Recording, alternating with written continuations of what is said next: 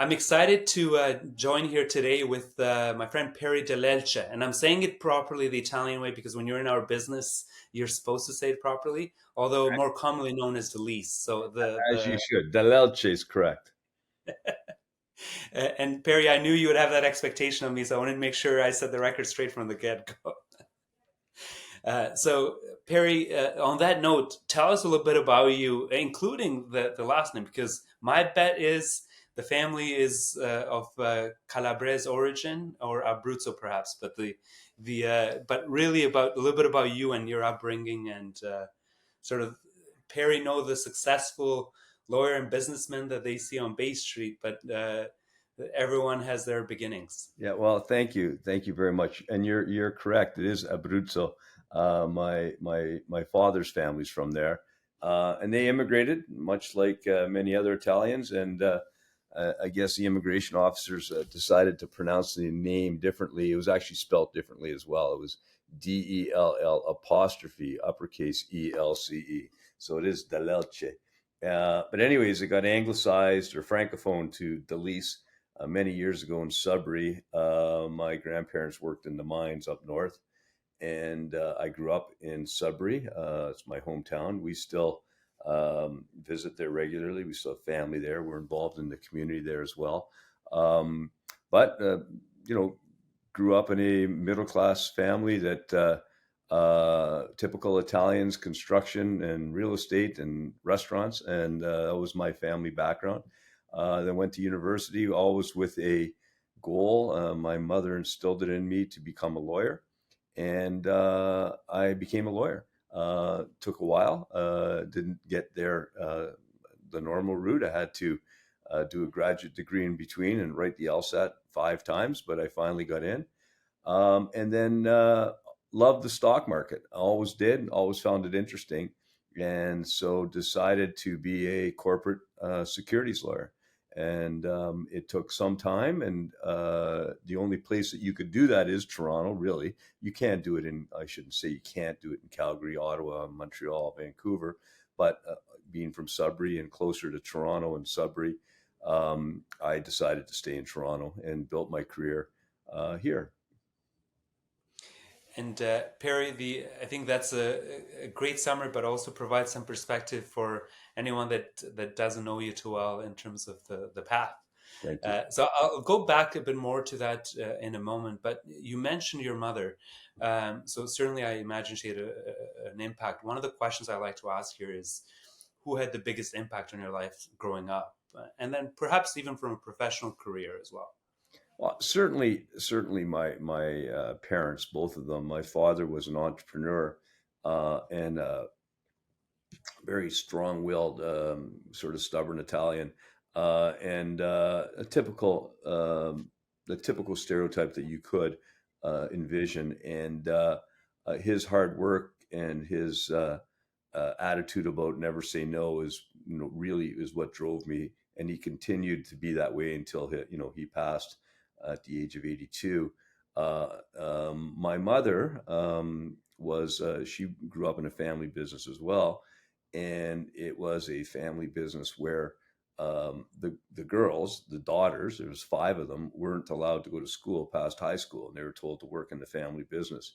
And so that drove my mother to always push me to get an education, and she was always felt that she was unfairly treated, although accepted it. I think in that day and age they did, sadly, and decided for me that there was no choice, but like it was never an option not to go to university for me.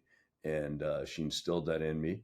And I went and became, luckily a lawyer, but with her grounding in education as well. And so those are the two biggest influences from that perspective, for sure. And I would say also the influence, I mean, I'm sure we'll discuss it, but I do a fair bit of community involvement and work and in the not-for-profit world. And most of that is focused on education. And that's partly because of my mother. And just in a very normal middle-class family was denied education or further education because of cultural biases or attitudes that were of that age. And So I always believe that everyone, if they have, we should provide the opportunity for everyone to be educated. Now, we sometimes don't end up doing what we think we want to do growing up. What did you want to be growing up? Did you always know you wanted to be a lawyer, or did that evolve? No, for as long as I can remember, I always wanted to be a lawyer. I always thought I would be, in the likes of Tories, Stikeman's, Davies, Wall Street, Bay Street, Goldman Sachs, Morgan Stanley, RBC, Dominion Securities. I always thought that that's where I would end up. I mean, obviously, when you're younger and a teenager, you don't know those brand names. But as I grew up and went through university and became more educated, more experienced, I always thought and dreamed, I guess, that I would be employed and lead those sorts of organizations. It didn't happen. Well, it may have not been those organizations, but certainly comparable. So, Well, thank you. I like to think so. We got a lot of work to do, but we continue to compete with the best of the best. and Perry, I know we talk a lot about the business front, but tell me a little bit about your hobbies. I know you do a lot on the not-for-profit side, etc. But what do you do for fun? I know you enjoy travel, but I feel like there's hobbies that people don't know about. Well, I mean, there were a lot more hobbies until you have children, and then your hobbies become their joys. And so I spend and as much time as possible with my family, my children. They're both older now. One's in grade 12, and the other one's in university. So that's becoming less and less. So I do think hobbies, as you put it, will become more part of our life. I think more travel will be part of it. Like I don't have a hobby like collecting coins or whatever I did when I was a kid, but I don't have those sorts of hobbies. I would say travel. Certainly enjoy reading, and I play golf, and I'm a big basketball fan, a big Raptors fan. So that will become, well, now Raptors tends to be with my family. But I will start golfing more now as you have more free time on the weekends. So, Perry, I know we touched a little bit on the course of your career, and certainly a lot of our listeners are curious. How did Perry become the very successful lawyers that founded Wildeboer Dellelce, as your cup indicated? The For anyone that listens to this as audio only, Wildeboer Dellelce LLP, or for the ones that want to pronounce the last name correctly, Wildeboer Dellelce LLP. But it's what was that path like, Perry? Yeah, so I was a articling student at Stikeman Elliott. I did not get hired back, and those of you that understand or know how the legal industry works, you summer for a law firm and then you article for a law firm, and if you do well, you get hired back, and if you don't, then you look for another job or do whatever you have to do. And so I didn't get hired back, and as I said earlier, I wanted to be involved in the stock market. I liked the stock market, and I wanted to be a lawyer. So myself and Rob Wildeboer and three others, Eric Apps, Susan Thompson, and Cliff Rand, the five of us, they were all at Stikeman Elliott, and I didn't get hired back. And the five of us decided to start a firm on our own, and it was that simple. Young, enthusiastic, and probably not really concerned about risk. Just thought that we could do it, and so we did it. February 1st, 1993, 30 years ago, we hung up our shingle on First Canadian Place and started the firm. Really, it's that simple. I mean, certain events happened. One of my partners was passed over for partnership. I wasn't hired back, but none of it had anything to do with an anti-Stikeman Elliott view. We still have a great relationship with that firm. In fact, they're one of the firms I admire the most. It was just wanting to do something on our own and outside the confines of a large downtown law firm. And what a great success story it has been. But I think the lesson for big firms may be really rethink who is hired back, because I'm sure Stikeman's would have liked to keep you as part of the organization. So. Well, I mean, I revisit that often, and every time I, work with our students, and obviously we make hire back decisions as well.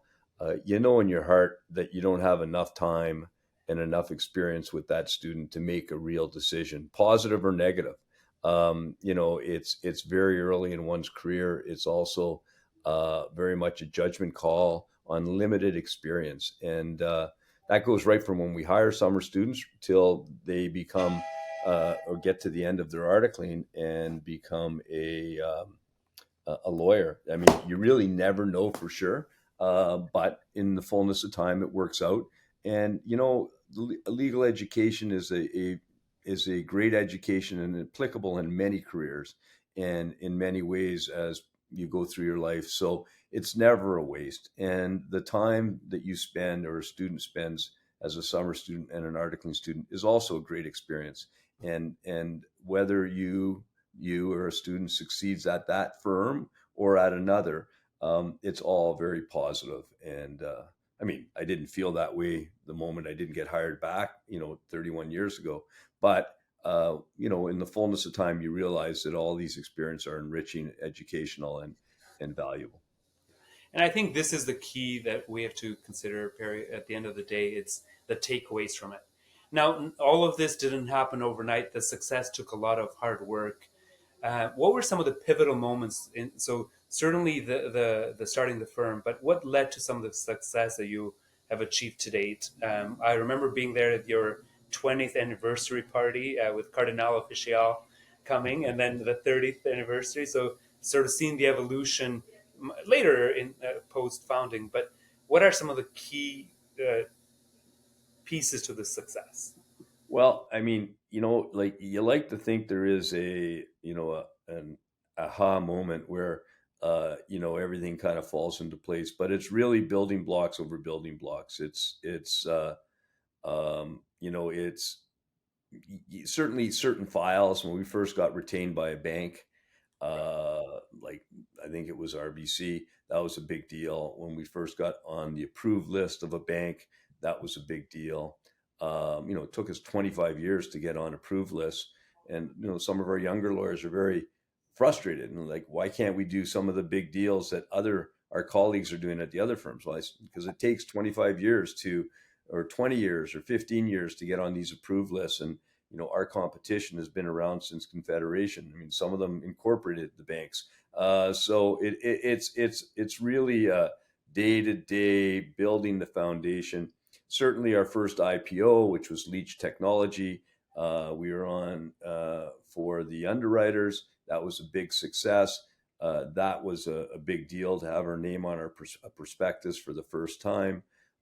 We took RIM, now BlackBerry, public. That was a very big deal and one that we could sell off of. The same was true for Open Text. We were on for the underwriters in that one. So there's a few key moments in our past that you remember. The Hollinger file, when every firm in the city was on that, and we were on that. We were on the Toronto Stock Exchange takeover by Maple. I mean, there's certain transactions that stick out in your mind. You know, I mean, including into the days of marijuana and crypto, where we were on some of the largest, most notorious deals. But it really is day to day grinding it out, providing excellent customer service, building a referral network, hiring great students, hiring great lawyers, watching them evolve into becoming great partners, and servicing our clients. I think that what I'm most proud of through it all is that we've never stopped enjoying ourselves. There's been a lot of challenges. There's been some difficult days, weeks, months, but overall, it's a pretty fun place to work, and it's a pretty fun place to spend time. And I think that we stay true to that, and we continue to live that way. And when I say fun, let me be clear: we do have fun. Like we do have parties, we do have events, but fun also means respectful, inclusive, and an enjoyable work environment, a safe work environment, a transparent work environment, one that people feel comfortable being in and look forward to being there on a regular basis. And so we had that vibe at the very beginning. I mean, I you know, like this whole idea of a respectful environment is not new to us. No, we made some mistakes. We weren't perfect. and we've refined it and continue to refine it. But I think that, from the start, it always came from a good place to let's have a nice, kind, and fun place to work. And I can definitely appreciate that, Perry. The and it really means a lot to the marketplace as well, and great recruitment tool as well when people care and put this level of effort, because it's not about perfection, certainly, but it's about learning and pivoting as you go through it, which the firm seems to have done really well over the years. Um, Thank you. I'm going to pivot a little bit to you personally, because you are one of the people that I see as the master business developers. Multiple lunches, sometimes two dinners at one time. Probably I would not be surprised if there are days where you have 15 meetings in one day. uh, There's a lot. Yeah. so how do you do it all? Well, I mean, I kind of had to, right? Like when you start up, like with all due respect to my colleagues, many were worried about learning the law. I think I learned some of the law, not as much as others, but I mean, I was worried about making payroll. I, myself and my partners, we had to focus on business development. You know, I'm naturally a social guy. To spend time meeting people and spending time with them and enjoying a nice dinner or lunch was something that I viewed as a very positive activity and something I liked and wanted to do. So it wasn't ever a challenge to me. It does get busy when you have too many events or too many commitments at the same time. But I view it as my work. I view it as something I have to do, and ultimately in business development, there's a number of ways to do it. But and they're all valid activities for business development, whether it be publishing or speaking at conferences or attending events or advertising and marketing.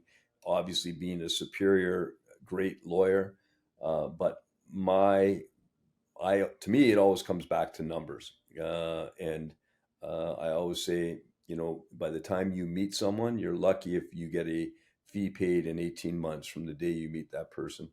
And you have to meet not one person, you have to meet multiple people. It's a numbers game. It is 10, 15, 20 to 1 before you get a file. And it's a continuous hustle. And that's just the way I've done it over the years. So you're right. It'd be multiple coffee meetings, a lunch, a dinner, a charitable event, all in the same day. And then you try and respond to emails and do any work you need to do in a file. I'm fortunate; I have great partners and great lawyers around me that do a lot of the work, and are great at it, which allows me the opportunity to do more client development than most. We've built it that way, not just for me, but for others.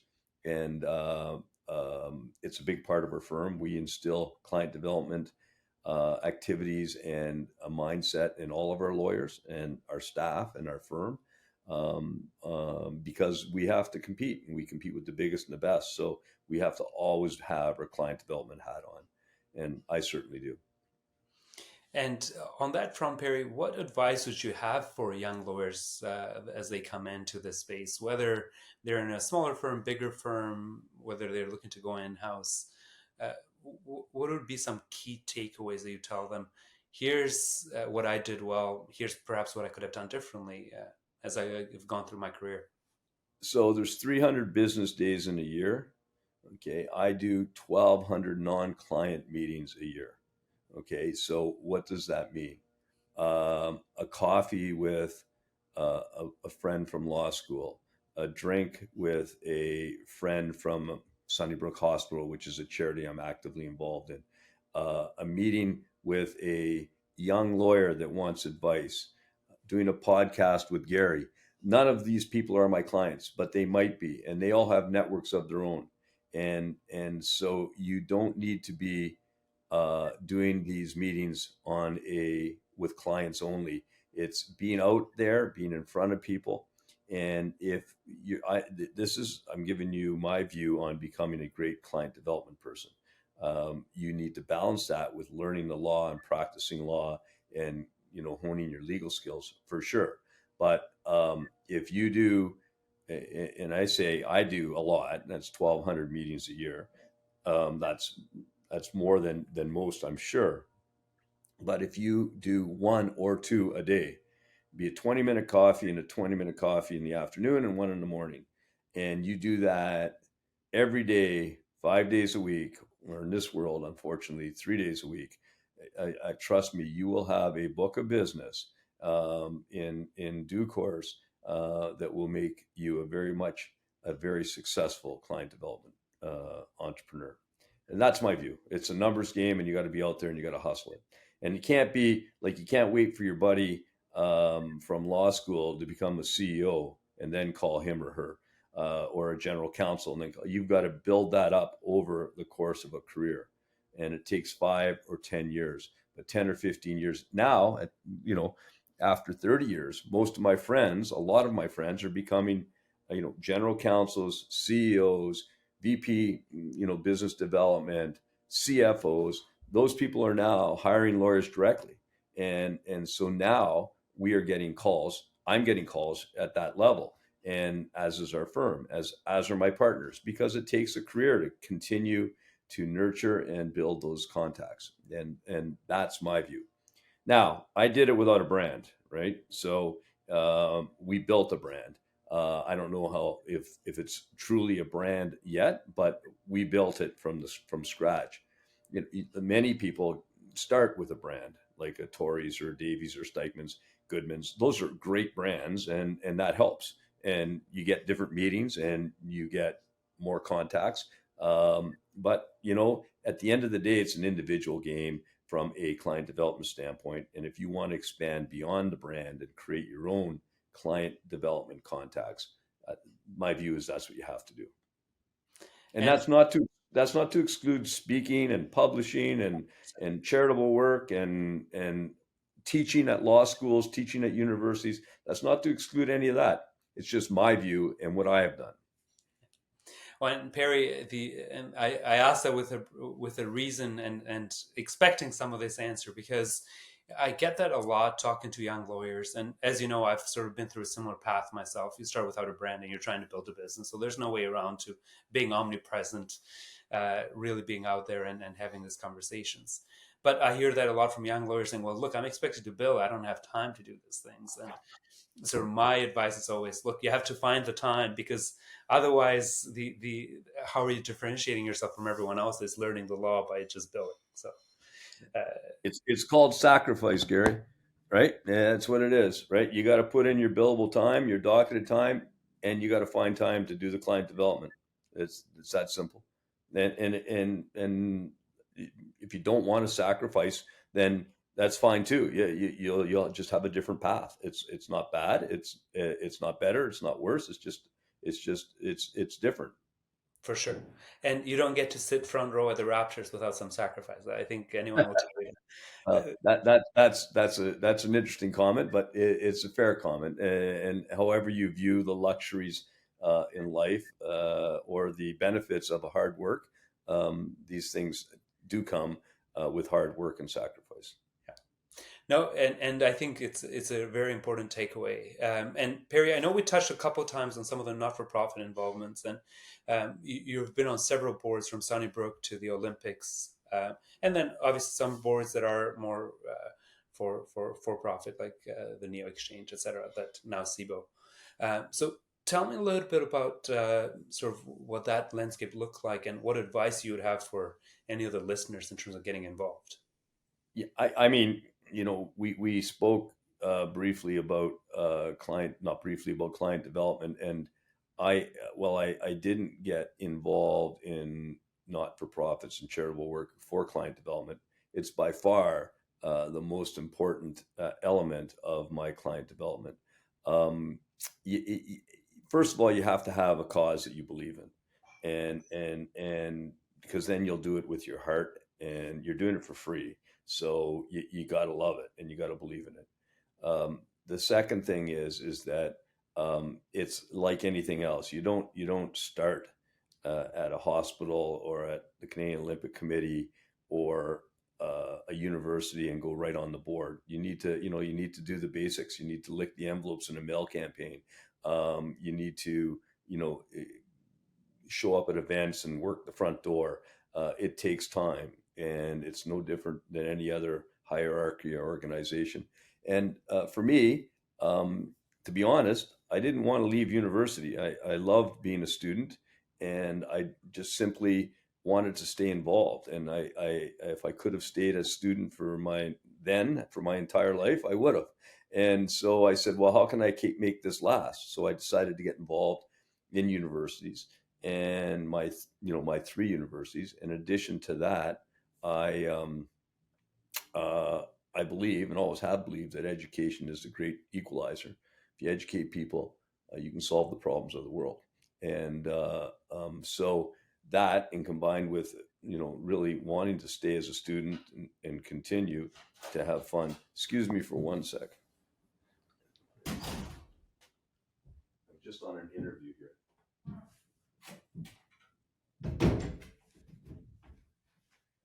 Sorry, you can exclude that. Someone just came in the door. All good. I had Yeah, to do that earlier. yeah. So, I combined all that to starting to work at Western University initially, in fundraising and volunteer work, and then the head of the university, then the VP Development and Alumni Affairs, became CEO at Sunnybrook Foundation, and called me and said, "Would you like to get involved?"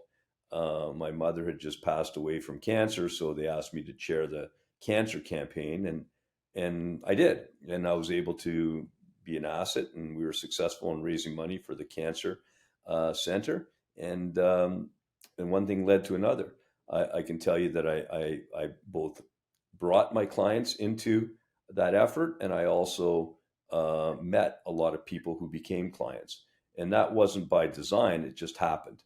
I mean, if you show hard work, quality work, and care for a charity, people notice. And then they'll say, imagine if I hired that person as my lawyer, my accountant, my doctor, my investment banker. And that's literally what happened. And so you do a good job in one, they assume you can do a good job in another. And it just builds day in and day out over time. And that's so critical, Perry. From doing 1,200 non-billable or non-client meetings a year to showing up and doing a good job at every aspect, then people see it as a level of competence that can apply all across. Sure. And don't forget, there's a lot of crossover between all that, right? Of course. There's like, you're meeting someone from an alumni from one of your universities. Well, they're not a client, but you're both doing charitable work, and you're also expanding your network, which ultimately helps build your business. 100%. So Perry, I'm going to go to what we call a quick rapid fire questions on the podcast, and this is just one word answers, whatever comes first thing that comes to mind. What is your favorite word? Fun. What word do you hate? Hate. That was my answer because I was the first one to be interviewed for this podcast, just to lead by example. What word do you have a hard time pronouncing, if any? That's a good one. You don't have to have one. I don't have one, but I'm sure there are many. That's good. What is your favorite word in another language, if any? Buongiorno. Buongiorno. I love it. Good start to the morning that way. How many languages do you speak, Perry?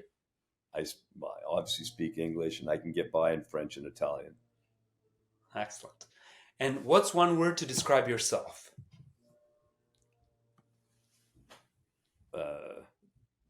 Happy and fun. How's that? I'll take both. And I'll agree with both.